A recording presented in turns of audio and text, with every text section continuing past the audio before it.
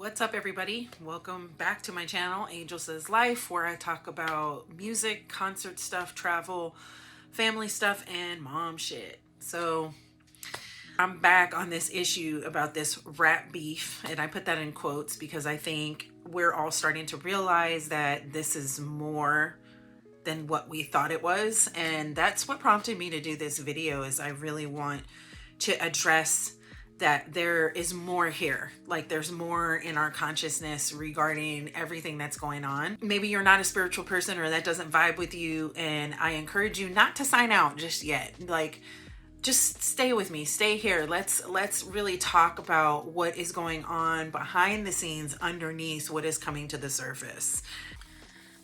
I call myself a spiritual gangster, okay? I've been through a lot in my life. Music got me through, hip hop got me through some very dark times in my life. But through my process of healing and growing and changing and really realizing the error of my ways and my thinking, I've realized that, there is darkness everywhere. And I think that we're seeing that in music. Ever since the other stuff has been going on, we're seeing a sort of reckoning. I always believe in, creating a safe space to discuss certain things when you're talking about dark versus light. So I invite you to just, accept the vibes.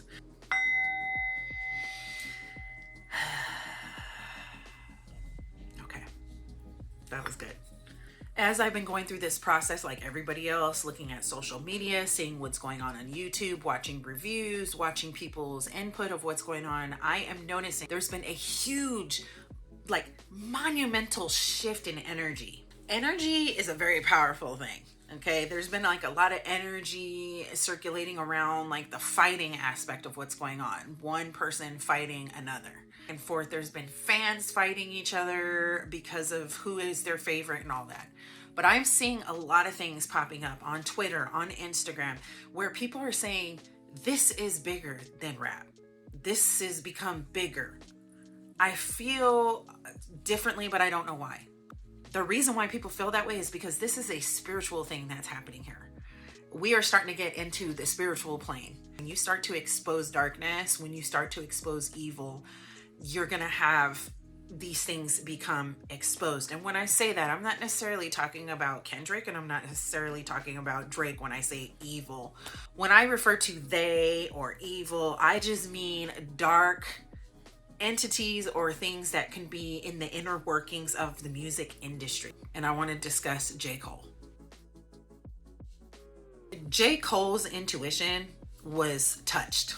Okay, your intuition, they call it your gut feeling, whatever you want to call it. We all have it. It's a gift that's been given to us, and a lot of people choose to ignore it. But J. Cole felt that. He received that message in his soul, his spirit.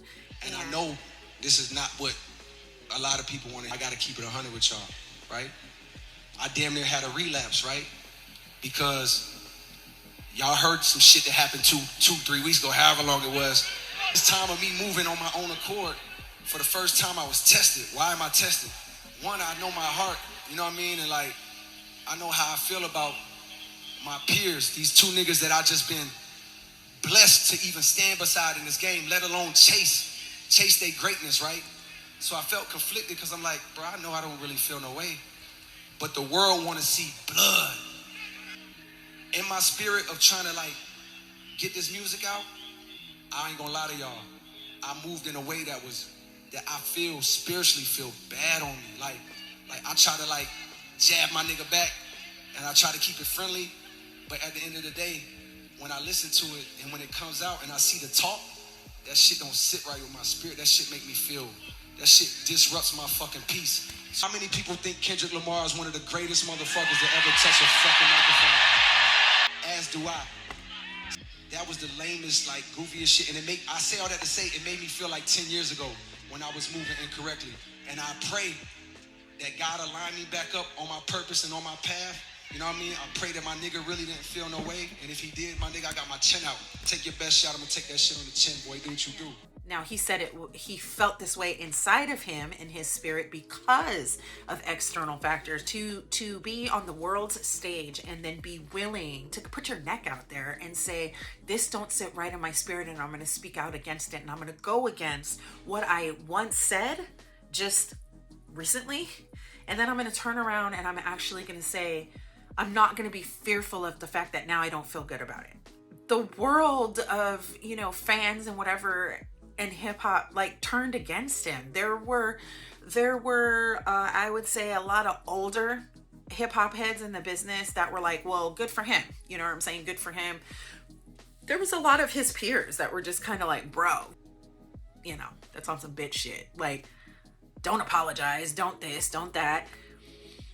And what's interesting is now we owe Cole an apology collectively as a rap society. And it's like, hey, look, I just want to give J. Cole an apology. I think really we all owe him an apology. For the sake of hip hop, what he did, do I still think it was kind of weak? Yes. But seeing how this shit just played out, he knew what was going to happen. So he bailed out before it went that far. I owe him an apology. Because I know I was on his ass. I was talking mad shit. Cash shit about him. I'm sorry, J. Cole. Y'all owe J. Cole an apology. Acting like that man was ducking smoke. He wasn't ducking smoke. He just knew what the fuck was finna happen. And now look, the shit is in shambles. Cole wasn't even the main target of like that anyway, so quite frankly, he ain't have to respond. Cole thinking, damn, I thought we was just rapping. Y'all niggas don't like each other for real? And Cole may have deleted 7-Minute Drill, but the internet never forgets. The crazy thing about the song is, bro, he really wasn't wrong. Let's keep it a buck. I love Kendrick. This is my generation. He's one of my goats. However, Cole wasn't lying when he said he wouldn't be discussing him if he wasn't dissing nobody. And he wasn't lying when he said he only drops a dope verse every 30 months or something like that. But what Cole didn't realize that he was in the middle of something with two niggas who really don't like each other for real. J. Cole in my book is officially the smartest man in hip hop. The boy after that shit last night with this and that Meet the Grams track by Kendrick, boy, this beef then took a whole nother turn, bro. This shit has... I don't know. Because now y'all talking about predator allegations and drug abuse, another hidden child, domestic violence and paternity cases and shit. Meanwhile, my boy Cole like, hey, I just came to rap for y'all. That's it. That is a nasty ordeal. And honestly, he ain't got no place being involved with this shit. Because either one of y'all lying, both of y'all lying, or the scariest option, they both telling the truth. I'm fully locked into this shit at this point. We gonna keep on. When my husband told me that he did an apology, I was like, good for him.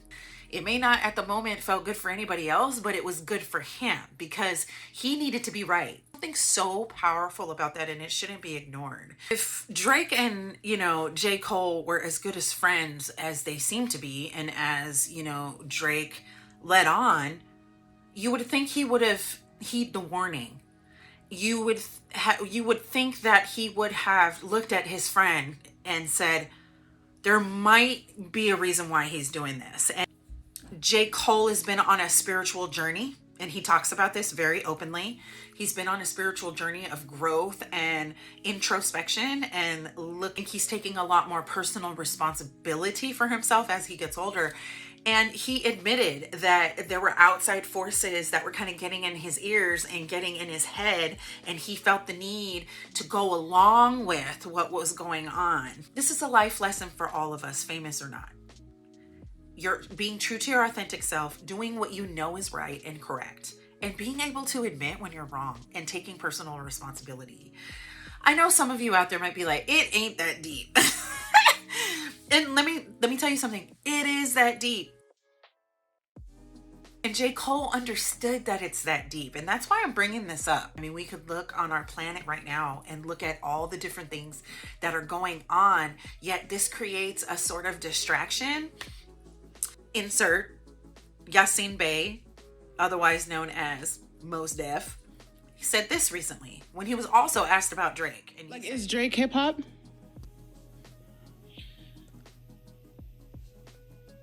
Drake is pop to me. Right, that's fair. In the sense, like, if I was in Target in Houston and I heard a Drake song, so it feels like a lot of his music is compatible with shopping. it's Commercial music, yeah. shopping with an edge in certain instances. Good, It's formulaic music that it's is likable. likable music. Yeah. So many SKUs. So many SKUs. Look at all these SKUs. Oh, so many products. I love this mall. Okay. What happens when this thing collapses? Like, what happens when the columns start buckling? Are we not in some early stage of that at this present hour? Are we seeing like the collapse of the empire? Buying and selling, where's the message that I can use? Right. You know, what's in it for your audience apart from being like banging the pom-poms?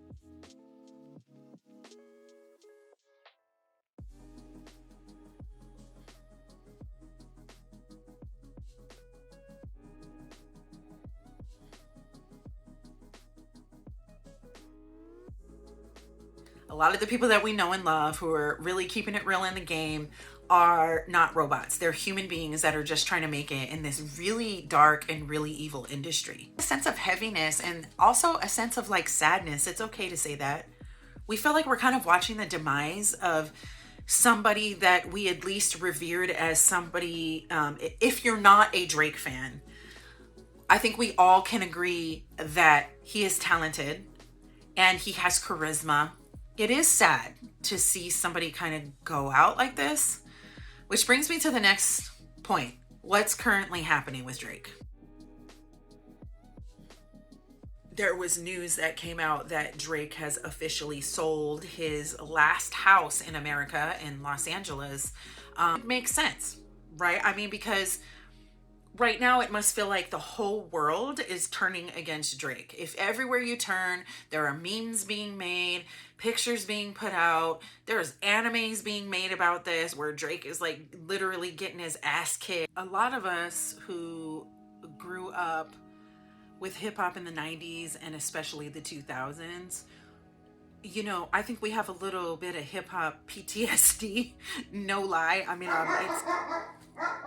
a lot of us have, you know, memories and feelings associated with losing a whole bunch of legendary rappers, like to violence, to things that started off as a beef and then turned into death. And a lot of us remember and still are connected to what it felt like to lose an entire generation of rappers. Really care about hip hop theory and I care about lyricism, but I also do care about the way that darkness is moving through the industry and really affecting hip hop and affecting the artists and how it's ruining lives. Recently, Corrupt, a legend, was on a podcast and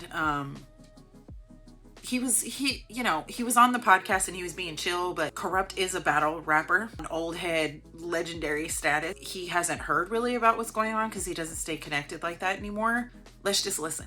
You can drive right. Ain't nobody can get into Canada with a gun. See, this is why this is not healthy, my nigga. Anything could happen. Drake could fall and break his they're toe. gonna try to blame it on. Cuz did that. You know, Right. That's what you get for fucking with Kendrick, man. Cut this shit off. If y'all ain't ready to fight, stop it.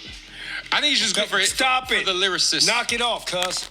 It's a good If rap. you ain't ready to fight, my nigga, stop it. Just battle. You know, like the other battlers, Murder Right, Mook Mook and and them. all cuz. that, This man. shit ain't funny to me, my nigga. No, I hear you. When I went to war, my nigga, I wanted to fight. Right. It was real. When Tupac and Biggie was into it, it was real. Right. This shit ain't real, cuz. Now, motherfucking Drake bodyguard gets shot. No, it's connected to the battle. Delmar, don't do that. Yeah, man, this shit's real, cuz. You know, what they life say, is precious, allegedly. my nigga. For sure. So if y'all ain't gonna fight, stop it. Right. In other words, a lot of us feel like this beef is different. A lot of people are calling it one of the best beefs of all time. I don't know if I agree with that. Okay, it can go up there, you know, with others, but I don't know if I've called it the best rap beef of all time. I think this is actually a really weird rap beef in terms of like everything that surrounds it and what's going on and all this new stuff that's circulating. I think it's weird. It feels weird to me.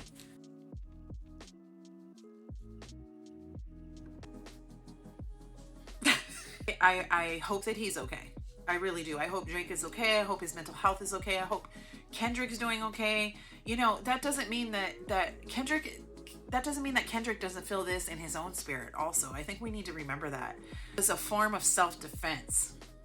You know, they came for him. They started it and he absolutely finished it. It doesn't feel good to have to chop somebody down. You know, if you are a feeling human being, which I know Kendrick is, that doesn't feel good. We know there's so much evil going on in there, from, you know, taking advantage of people, manipulation, being blackballed, having your career ended if you don't do what the industry tells you to do. We've heard about this time and time again. It is not hearsay. It's not conspiracy. It's true. People just don't know how to connect to what's going on to this on a spiritual aspect. But that's really what this is about. It's spiritual. Maybe Drake will just go back to Canada and just chill for a while and try to get himself together and figure out what's going on. And I think Kendrick should just go back to Africa for a minute and just, you know, get himself right again. And maybe he should take J. Cole with him so J. Cole can go do some self-reflecting in Africa. I feel like everybody should just go to their corners and just recoup and, you know, revisit their love for the music and why they're doing this in the first place.